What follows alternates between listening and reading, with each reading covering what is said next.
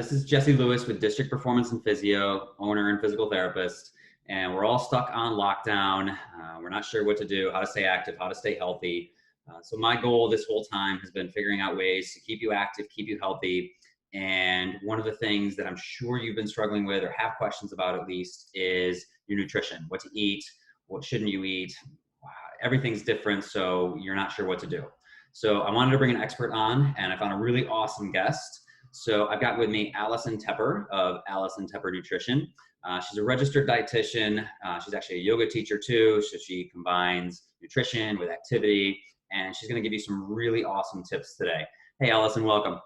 Thank you for having me. My pleasure. So, first of all, big question a lot of people are having right now is they're running out of stuff to watch on Netflix. What are you watching on Netflix right now? Great question. We are finishing Ozark, so really keeping our attention. I will admit that we've been watching some of those like strange dating shows. I won't go into it very much, but definitely some guilty pleasures just to kind of take your mind off everything. That's fine. We all have our dirty trash TV that we watch, right?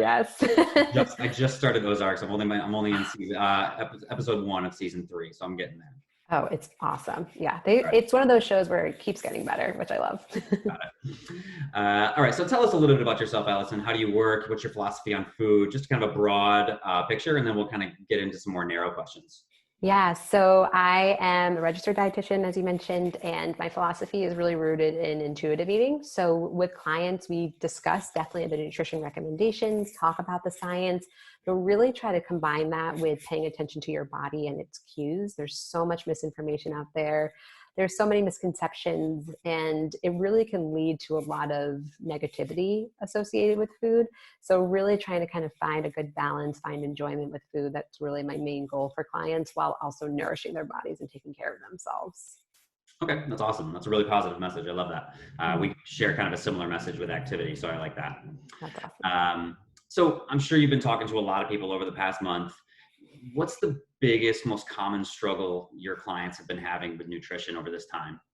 Yeah, so I think the main piece is definitely more like mindless eating and comfort eating that's coming up. And it's just so natural that that's kind of a reaction that people are having right now. Our cortisol levels are increasing. We're kind of like in this fight or flight mode a little bit more. Food is comforting. Food is there. There's just not as many of like our go-to activities that we took part in the past. And so people are just gravitating towards food a little bit more.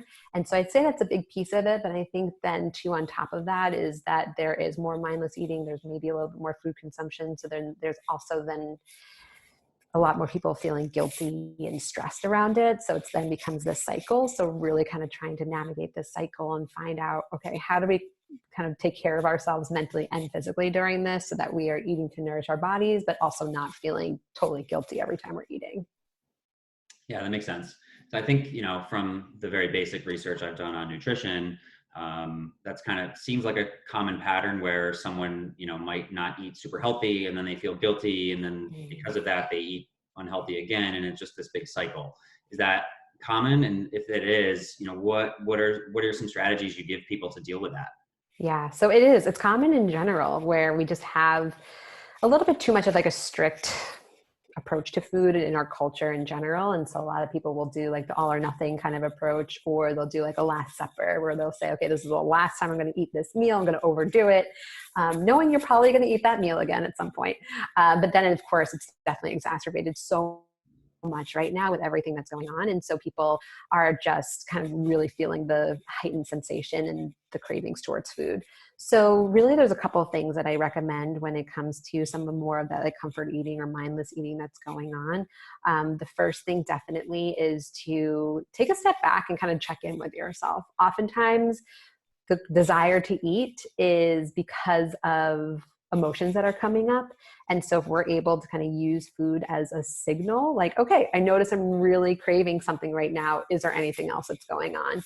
And so if we can kind of give ourselves 15 minutes even just to kind of take a break, do something else. So maybe take a walk, call someone, just even get some fresh air in general, color, whatever it might be, the list can go on and on. just having other things that can help us to work through like the desire to open up the fridge and grab something. A lot of times people will find that like keeping your hands busy can be really beneficial. That can be a great way to just do something else that's a little distracting.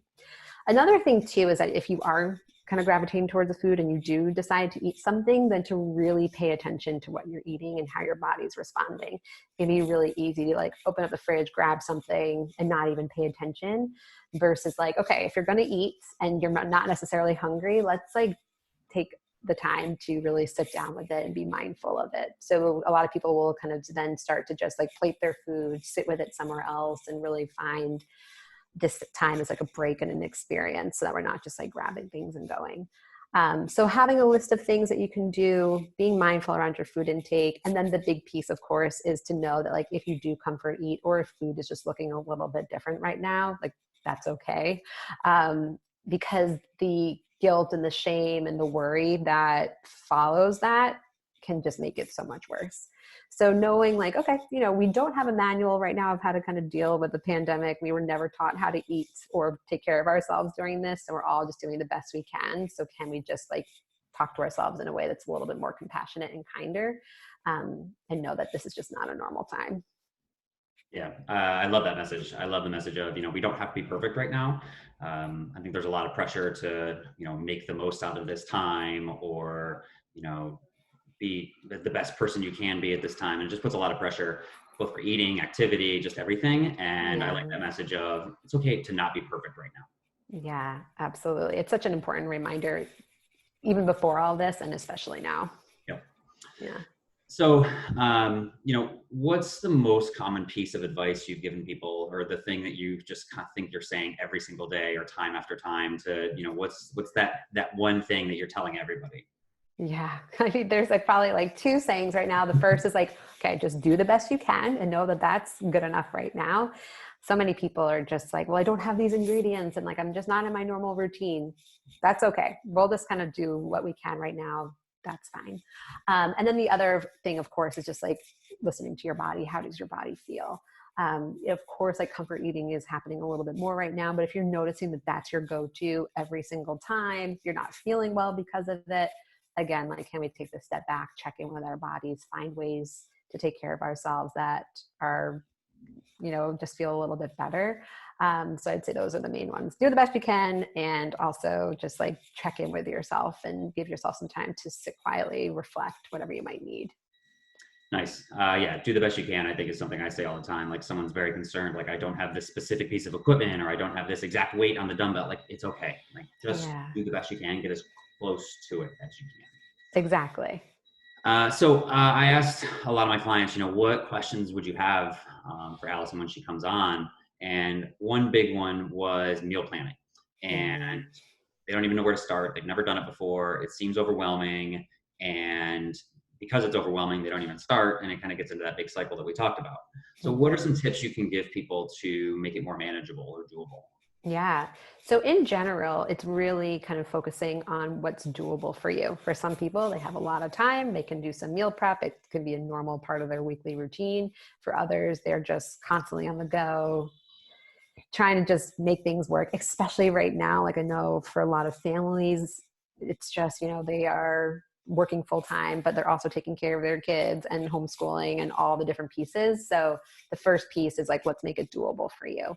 So maybe it's picking like 1 or 2 meals that you want to have throughout the week and just kind of starting it earlier in the week. So maybe taking Sunday, you don't have to create 2 gourmet meals, but can you start to kind of prep some of the ingredients? So maybe you're just batch cooking like a big thing of quinoa or a big thing of rice. Brown rice is always a great option as a base, and then being able to kind of like throw things in for the week. So a really popular thing to do is do like a bowl of some sort that you can kind of recreate from like kava or something, where you get the base going, and then depending on like what protein, vegetables you have throughout the week, just kind of piece it all together, throw it together, and you can have like a really easy option that you can mix and match.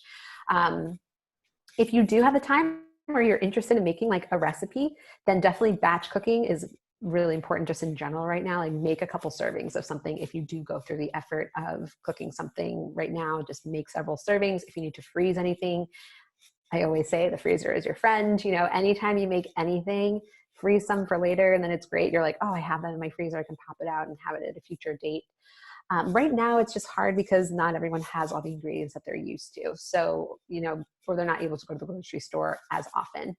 So if you can just kind of rely right now on even like frozen fruits and vegetables, just keeping it simple. I always recommend if you're going to have a grain-based meal, which is highly recommended, carbohydrates are really important, despite what our culture might say sometimes.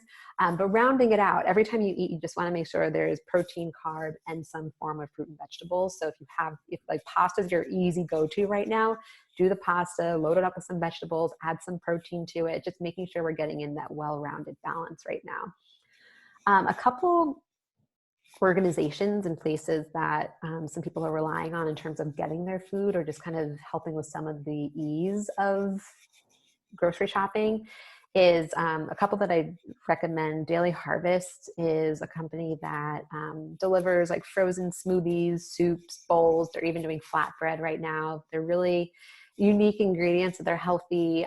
It's a great option just to kind of like have in your freezer if that's of interest to people.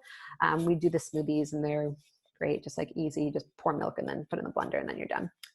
Territory is a local company also that's doing, they do typically like pre-made meals from chefs in the area that are local, really good. And they're also doing like a grocery box right now. So they'll deliver like a big grocery box. I think it said it's good for like 4 people. In case you just kind of need to mix and match a little bit right now from like the grocery store, plus maybe getting a little bit of your food elsewhere. Also, farmers markets right now, even though they might not be running, the vendors still need to sell their food. And so a lot of the farmers right now are offering like different pickups and delivery options, which is really nice. We've been relying on that a little bit too. So it's kind of like getting creative right now in the midst of everything else. But I would say like have a base, keep it simple, maybe planning ahead. Definitely when you're going to the grocery store, plan some options ahead of time. That the go-to meals that are easy for you. Maybe it's just like a loaded pasta dish. A lot of people are doing like whole grain tacos, just like putting all different ingredients in them. What I typically like to do is like make a protein and some vegetables. And like one day we're adding it to a salad. One day we'll put it on rice. One day maybe in a wrap. It's easy and it's simple, but it'll kind of just give you a little bit of variety right now. Nice. So a lot of different things, but big things I took out of that were kind of, even if you're just starting meal planning, you don't have to plan out your whole week, plan out a few meals and then batch cook. So make a huge batch of rice, right? And split it up to 3 different meals, or a huge batch of chicken or something like that, right? Yeah, exactly. Yep. So I think people will sometimes be like, I have to have breakfast, lunch, dinner, snacks all mapped out. But even like a couple meals can be a really great starting place. Yeah, that's an awesome place to start. Mm-hmm. Something you mentioned, I think, is something super important and something that I disagree with people. I'll say it nicely, disagree with people all the time when they tell me that carbs are bad for you. And it sounds like you're kind of on the same page that I am. Can you kind of dive into that real quick on your thoughts on carbs? Because I think I know where you're going to go with this. I'm happy to. I love talking about carbohydrates. So yes, what's so important to remember is that carbohydrates are essential for the body. They are the body and the brain's main source of energy. And so there's a lot of misconceptions out there about the fact that like if we cut carbs, okay, that's great for weight loss and things like that. But what happens in our body is that if we're not eating carbohydrates, our body is like, where are we going to get our energy from? So the body starts to break down muscle mass for energy instead, which we definitely want to avoid. The more muscle mass we have, the faster our metabolism is, especially if you're working with Jesse or you're, doing your exercise, all that work that you've done to build those muscles. Eating carbs helps to preserve that muscle mass. So we really want to make sure we're eating carbohydrates. When someone does a low carb diet, oftentimes the weight loss is because of the decrease in muscle mass or the loss of it that people are noticing. It's a lot of water weight that we're losing. So we want to keep things balanced. In our culture, there's just such a mindset around, again, like the all or nothing. It can be easier to cut something out than to kind of figure out how to get it in a balanced way. When it comes to carbs especially, I think that the reason that they get a bad reputation isn't necessarily because of what they are, but because of how much people consume at once. And especially if they're doing like the Last Supper again, where it's like, well, I'm going to eat them all right now. So again, like we want to eat them, but just being mindful of how they compare to the other nutrients on our plate. So when we're thinking about eating a balance, carbohydrates give us energy, protein keeps us full for a longer period of time. Fruits and vegetables, of course, give us a lot of fiber and vitamins and minerals. So we want to get that balance in. If you eat only carbs, your blood sugars can go up and then go back down. But similarly, if you only eat protein, your blood sugars can go down. So having that balance keeps things really stable throughout the day. So again, like if you're having pasta, rounding it out with vegetables and protein. If you're doing a rice dish, again, like having that combination is important. Even if you're doing like waffles or something, maybe add some protein with it. And so it's all about rounding things out so we can get the best balance of nutrients. But I don't know about you, but when I don't eat carbohydrates, or if I don't ever mean to not eat carbs, but I'm just going to be irritable and not pretty, so Yeah, definitely I'm recommend them. super cranky if I don't eat carbs. I eat carbs Yes. all the time. So I'm so glad we got into that. I wasn't necessarily planning on talking about carbs, but if you're watching and you get nothing else out of this, that carbs are good for you, you've already gotten a huge piece. So thank you Yes, for bringing that up. absolutely. It's very important. So, a lot of people are cooking for the first time and they're used to going out and they can't go out anymore. Do you have a go-to resource for healthy recipes or just quick ideas or anything like that? Yeah, definitely. So my go-to that I typically refer to is Skinny Taste, which is a blog and also a cookbook, just really quick. So she has some cookbooks. One is One and Done and the other is Fast and Slow, where One and Done is all like one pot, one pan, one slow cooker, really easy, but really delicious food. She kind of takes comfort foods and then healthifies them a little bit, kind of like swaps out some ingredients. And they taste really, really good. And I've heard from a lot of families too that they're usually like family hits as well, which is awesome. So her cookbook, The One and Done, and then Fast and Slow is all like quick meals to make or slow cooker meals.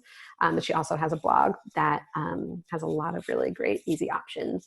For vegetarian options, Cookie and Kate is a go-to one too, which is a blog. A lot of really good vegetarian choices there too. So those are the ones that I typically recommend.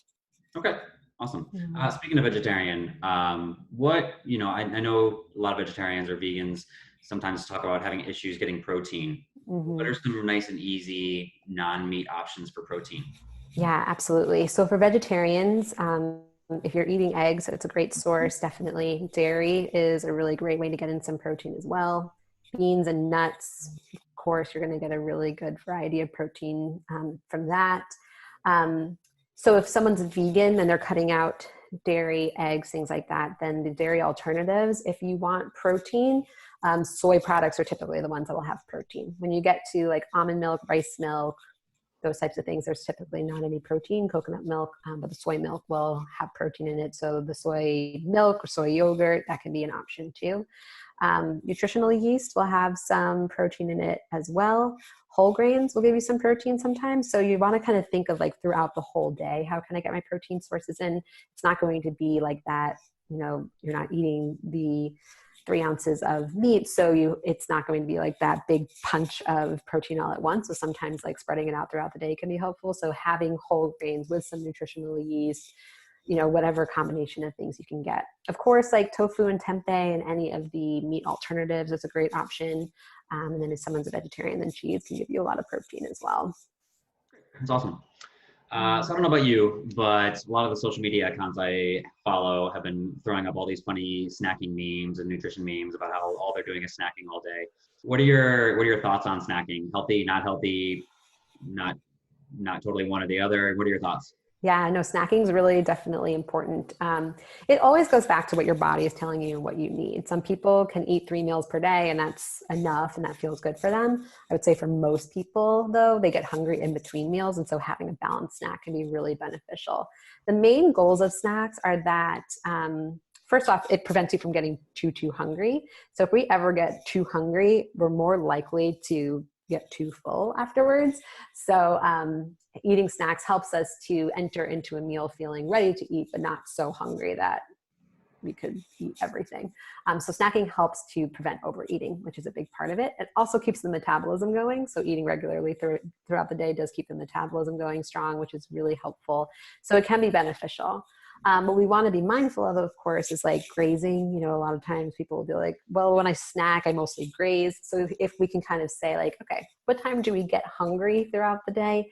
Let's plan on having a balanced snack at that time. Again, where you're like sitting with it, plating it, maybe it's a break from the day, you know, like, okay, this is the time I'm going to have my snack. And then when you do have a snack, balancing protein and carb again. So carbs will give us our energy, protein helps us to stay full. So fruit and nuts, fruit and nut butter is great. Fruit and cheese, you could do cheese and a serving of crackers.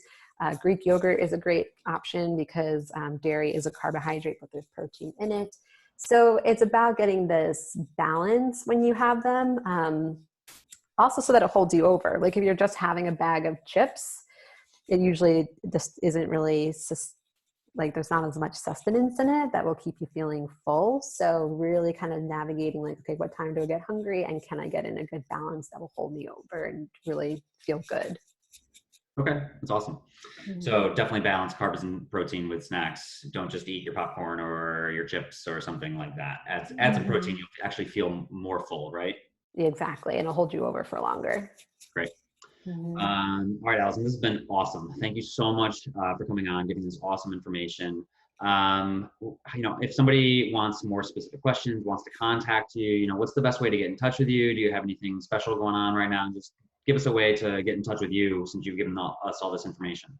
Yeah, so you can find me at my website, teppernutrition.com. On Instagram, I'm Alison Tepper Nutrition. Definitely feel free to contact me anyway. On my website is also my email address and my phone number, so you can definitely get in touch with me that way. Right now, offering virtual sessions for any clients that need it.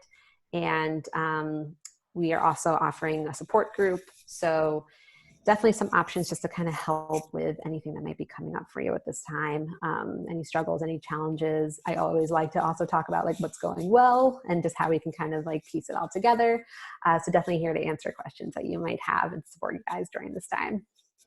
That's awesome. Thank you so much. Alison, it was awesome having you on. And I hope people reach out to you because you've got some awesome ways of thinking about nutrition. Thank you so much and good luck with the rest of this lockdown. Yeah, thank you. You too. Thanks for having me.